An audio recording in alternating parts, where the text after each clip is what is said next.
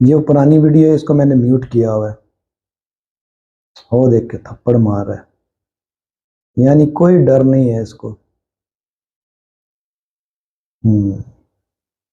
صحیح ہے۔ اور یہ اب دوسرا دیکھو، فل شراب کی حالت میں، فل نشہ۔ ایسے ہمارے محافظ ہیں، ان سے کیا توقع کی جا سکتی کہ یہ ہماری حفاظت کریں گے؟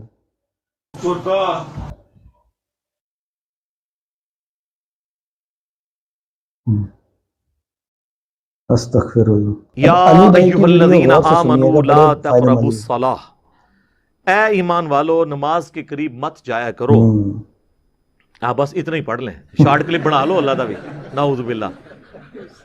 میرے بھی شارٹ کلپ بنائے ہوئے ہیں اس طرح، صحیح بات ہے۔ اور وہ شارٹ کلپ جب میں اپنے خلاف دیکھتا ہوں نا، مجھے اپنے اوپر اتنا غصہ آتا ہے، یار یہ کیا بکواس کر رہے ہیں۔ تو میں سوچتا ہوں ایک عام آدمی بھی یہی سوچتا ہوگا کہ یار یہ کیا، بھئی پوری بات کریں تو پھر پتہ چل جائے گا وہ بات کیا ہو رہی ہے۔ تو شارٹ کلپ تو کسی کے خلاف بھی بن سکتا ہے۔ اے ایمان والو نماز کے قریب مت جاؤ، لیکن پوری گال سن لینا، شارٹ کلپ نہ کٹنا۔ وَأَنْتُمْ سُكَارَى، اس حال میں کہ تم نشے کی حالت میں۔ اور ظاہر ہے کہ یہ آیت اس وقت کے لیے تھی جب اسلام نے ابھی شراب کے نشے کو مکمل طور پر حرام نہیں کیا تھا۔ شراب 3-4 سٹیجز میں حرام ہوئی ہے، اس کی فائنل حرمت آئی ہے سورۃ المائدہ میں جا کے، جہاں پہ اللہ تعالیٰ نے پھر دھمکی دی ہے کہ باز آتے ہو کہ نہیں۔ یہاں تک یہ تھا کہ نشہ اگر کوئی کر رہا ہے، چونکہ عرب کے لوگ پکے اس کی عادی تھے، ٹائم لگا چھوڑنے میں، تو ایٹ لیسٹ نماز کی حالت میں نہ جایا کرو، جب تک نشہ اترے نہ نماز نہ پڑھو۔ اس کی لاجک بتا دی کیوں، حتی تعلموا ما تقولون، یہاں تک کہ تمہیں یہ پتا چل جائے کہ تم کہہ رہے کیا ہو۔ یہ نہ ہو کہ تمہیں پتہ ہی نہ ہو اور تم کچھ کا کچھ پڑھ دو، قرآن کی آیات کو غلط ملت کر دو، اور تمہیں پتہ ہی نہیں، تم اللہ کے سامنے کھڑے ہو، الٹا اپنے حق میں دعا کرنے کے بدعا کرنا شروع کر دو۔ اب ہمارے کئی حفاظ ہیں، ان بیچاروں کو قرآن کا ترجمہ تو نہیں آتا، وہ جناب اللہ کے نافرمانوں کی آیات پڑھتے جاتے ہیں، اینڈ پہ جا کے انہیں جنت کی بشارت سنا دیتے ہیں، بالکل بیچ میں سے وہ بھول جاتے ہیں۔ اور کبھی جنتیوں کا ذکر ہوتا ہے، اینڈ پہ جا کے ان کو جہنم میں پھینک آتے ہیں، کیونکہ انہیں ترجمہ تو آتا نہیں ہوتا۔ اور ورنہ اگر ترجمہ آتا ہو تو آپ ایمانداری سے بتائیں، جب وہ بندہ آیت پڑھ رہا ہوگا تو اسے خود رک جائے گا کہ یار یہ تو ذکر ہو رہا تھا اہل ایمان کا، تو یہ جہنم بیچ میں کہاں سے آ گئی، تو پتہ چل جاتا ہے اس کو، لیکن ترجمہ نہیں آتا۔ تو اللہ تعالیٰ بارہ جب تک تمہیں یہ پتہ نہ ہو تم کیا کہہ رہے ہو، اس وقت تک۔ اچھا، اس میں اجتہاداً ایک مسئلہ یہ بھی نکلا کہ نمازی کو یہ پتہ ہونا چاہیے نماز کے دوران کہ وہ کیا کہہ رہا ہے۔ بالکل، نشے سے باہر نکلے ہوئے بندے کو بھی پتہ ہونا چاہیے۔ عام حالت میں سب ہم لوگ نشے کے بغیر ہی پڑھ رہے ہیں نا نماز، لیکن اللہ تعالیٰ اس کی لاجک دے رہا ہے حتی تعلموا ما تقولون، تمہیں پتہ ہو تم کہہ رہے کیا ہو۔ تو اس کا مطلب ہے ایٹ لیسٹ نماز کا ترجمہ ہمیں آنا چاہیے، تاکہ ہم جب غور و تفکر کریں۔ کہتے ہیں نماز میں خیال بہت آتے ہیں، خیال آنے چاہیے نا، کیونکہ جو آپ بول رہے ہیں آپ کو اس طرف توجہ ہی نہیں، آپ کو پتہ ہی نہیں آپ کیا کہہ رہے ہیں، تو پھر ظاہر ہے ذہن میں پھر کوئی اور چیز تو داخل ہوگی نا۔ نماز کے علاوہ بھی کر لیں آپ کوئی کام ایسا جس میں آپ کو پتہ نہ ہو کہ آپ کیا کہہ رہے ہیں، تو خیال تو بیچ میں کئی ایک آئیں گے، ٹھیک ہے۔ جس طرح لوگ اپنا کام کرتے ہوئے گانا گنگنا رہے ہوتے ہیں، اس وقت ان کے گانے کی طرف توجہ نہیں ہوتی، نہ اس کے اشعار کی طرف، اور پیرلل میں اپنا کام کر رہے ہوتے ہیں، دماغ میں کچھ اور بھی سوچ رہے ہوتے ہیں، بالکل وہ گنگنا ویسے رہے ہوتے ہیں۔ بس اسی طریقے سے نماز بھی لوگ ویسے پڑھ رہے ہوتے ہیں جب ترجمہ ہی نہیں پتا ہوگا۔ تو اس آیت میں واضح حکم آ گیا کہ آپ کو یہ پتہ ہونا چاہیے۔ آج کی ڈیٹ میں تو نشہ ہے ہی حرام ہے، شراب کے اوپر بھی میری ویڈیوز ریکارڈ ہیں آلریڈی۔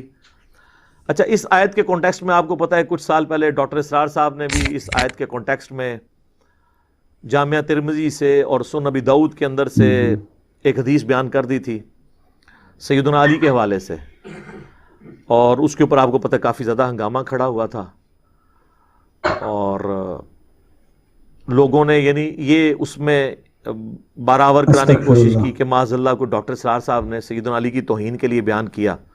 وہ ترمذی ابو داؤد میں جو روایت آتی ہے کہ وہ نماز پڑھا رہے تھے تو قل یا ایھا الکافرون انہوں نے خلط ملت کر دی، تو اس کے اوپر یہ آیت نازل ہوئی۔ اب یہ جو حدیث ہے نا، اس کی صحت کے بارے میں محدثین کے ہاں اختلاف پایا جاتا ہے، بعض اسے صحیح سمجھتے ہیں، بعض اسے ضعیف سمجھتے ہیں۔ جو صحیح سمجھتے ہیں وہ کہتے ہیں اس کی سند حسن درجے کی تو ہے، جو ضعیف سمجھتے ہیں وہ کہتے ہیں اس میں ایسے راوی ہیں جو ناصبی ہیں، حضرت علی سے بغض رکھنے والے ہیں، لہٰذا ان کی بات حضرت علی کے خلاف ایکسیپٹ نہیں کی جائے گی، انہوں نے گھڑی ہوگی۔ بہرحال دونوں صورتوں میں ڈاکٹر اسرار صاحب پہ یہ تہمت نہیں آپ لگا سکتے. اس کی وجہ یہ ہے کہ انہوں نے اس سے یہ رزلٹ نہیں نکالا نعوذ باللہ من ذالک کہ حضرت علی کی توہین کی ہو. باقاعدہ انہوں نے اس میں کلیریفائی کیا کہ اگر اس زمانے میں کسی نے پی ہے تو سورہ المائدہ میں اللہ نے اس کے پینے کو اپنے حق میں آن کیا ہے. سورۃ المائدہ کے اندر اللہ تعالیٰ نے کہا کہ جو گزشتہ ہو چکا اس کے اوپر کوئی گرفت نہیں ہے. کیونکہ اس وقت بھی بعض لوگوں کے دماغ میں یہ بات آ گئی نا کہ یار ہم جو پہلے پیتے رہے ہیں تو اس میں کیا بنے گا. ہمارے تو کسی نے تو آج کے دور کا کوئی بندہ ہو تو کہ تو ساڑھے تے جینز ہی چیز بڑھ گئی ہے, وہ کس طرح نکلے گی. ساڑھے تے خون بھی بڑھ گئی ہے تو وہ کس طرح نکلے گی. تو اللہ تعالیٰ نے وہ وہم نکال دیا کہ اگر اس زمانے میں کسی نے اس طرح کیا تھا نا تو اس کے اوپر پھر اس اعتبار سے کوئی گرفت نہیں ہوگی, کیونکہ ظاہر ہے اللہ تعالیٰ نے اس کے اوپر کوئی سختی فرمائی نہیں تھی. جب اللہ تعالیٰ نے سختی نہیں فرمائی تھی تو آپ اس کے حوالے سے کسی کو بلیم نہیں کر سکتے. اب ڈاکٹر اسرار صاحب کے حوالے سے جو ہے, میں یہاں پہ ٹائم تھوڑا رہ گیا ورنہ میں وہ آیات بھی تلاوت کرتا, میں اس کو اسکپ کرتا ہوں. سورۃ المائدہ میں آپ کو آیات مل جائیں گی.